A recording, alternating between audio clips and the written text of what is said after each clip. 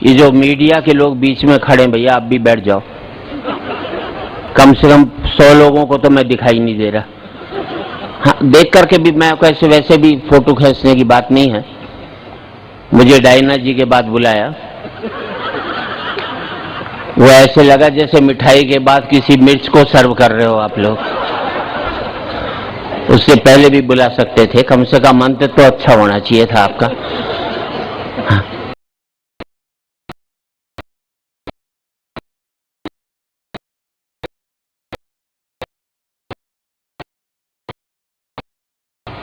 कि आज सुबह पहले एक मंदिर के दर्शन करने के लिए उन्होंने मुझे आमंत्रित कर लिया।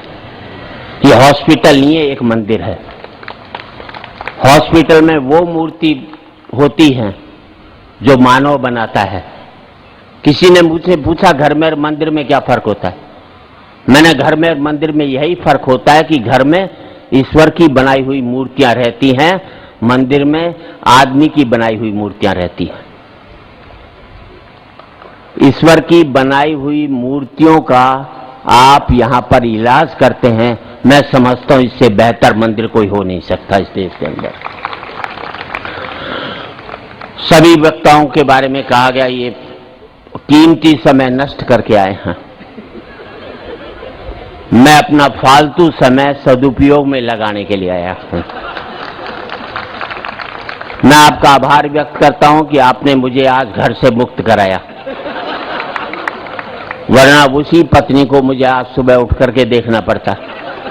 अच्छा हुआ उसका मुंह देखे बिगर ही मैं सुबह पहले वहां से निकल गया और इस हंसी खुशी के माहौल में आज यहां पर उपस्थित हूं आपके बीच में।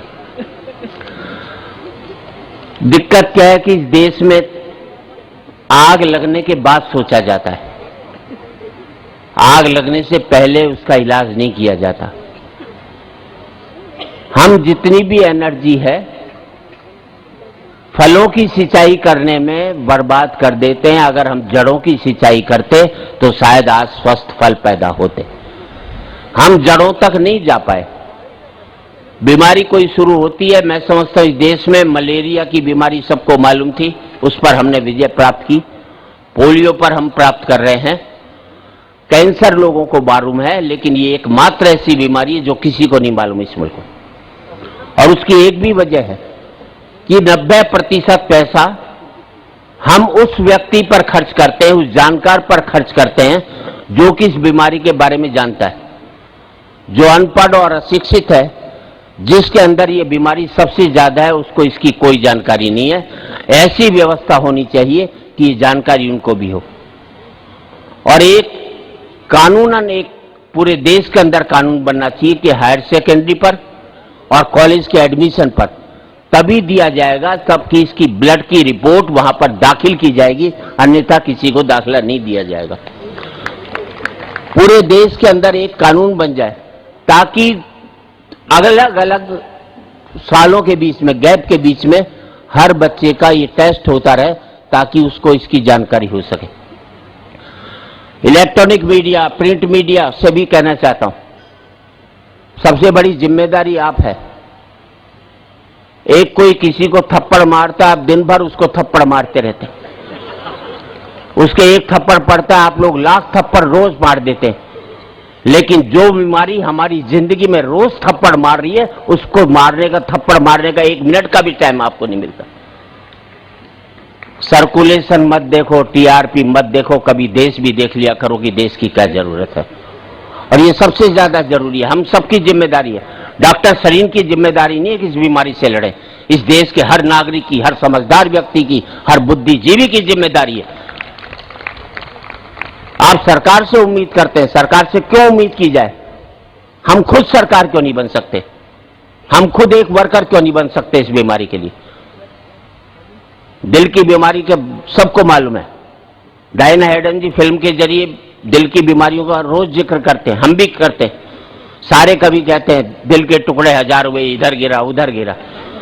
सबसे सस्ता ट्रांसप्लांट दिल का ही है। तू मुझे दे दे, मैं तुझे दे दूं। 2 मिनट में दिल का ट्रांसफर हो जाता बिगर पैसे के खर्च करके इसमें। लेकिन लीवर ट्रांसप्लांट पर, इस ट्रांसप्लांट पर कहीं कोई चर्चा नहीं होती।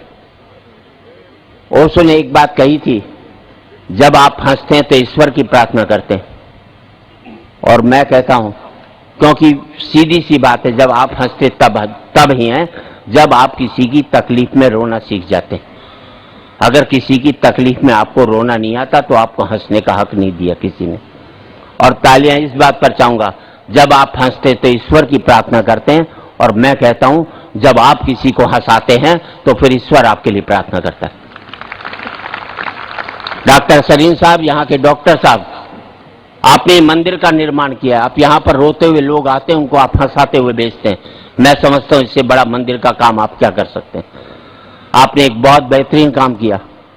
कुछ नहीं करे सरकार, एक ही काम कर ले, कम से कम हर स्टेट में एक सरीन तो तैयार कर ले जो एक इंस्टीट्यूट खड़ा कर सके। आज हम सब लोग प्राइवेट हॉस्पिटल हैं, क्या उनकी जिम्मेदारी नहीं बनती इससे लड़ने के लिए? चिकित्सा जो कि एक सेवा थी उसको उद्योग बना दिया उन्होंने, कम से कम उसको ईमानदारी से क्या वो नहीं कर सकते? उन सबको इसमें जुटना चाहिए।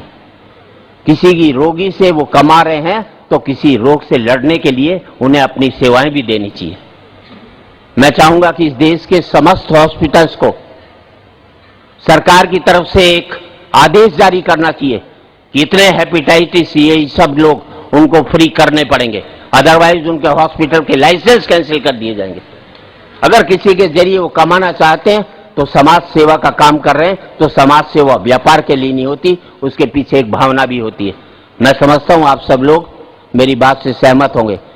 एक आदमी को लड़ना होगा इस बीमारी से, और बीमारी से तब लड़ना होगा जब एक एक व्यक्ति जान पाएगा कि ये बीमारी क्या है। पहले ये तो पहुंचाओ लोगों तक कि ये बीमारी है क्या। एक एक आम आदमी, एक एक अनपढ़ आदमी तक ये बीमारी पहुंचाएंगे। मैं समझता हूं इसमें डॉक्टर सरीनी अकेले नहीं लड़े, पूरी फौज उनके साथ ये लड़ाई करने वालों की। बहुत बहुत धन्यवाद जो आपने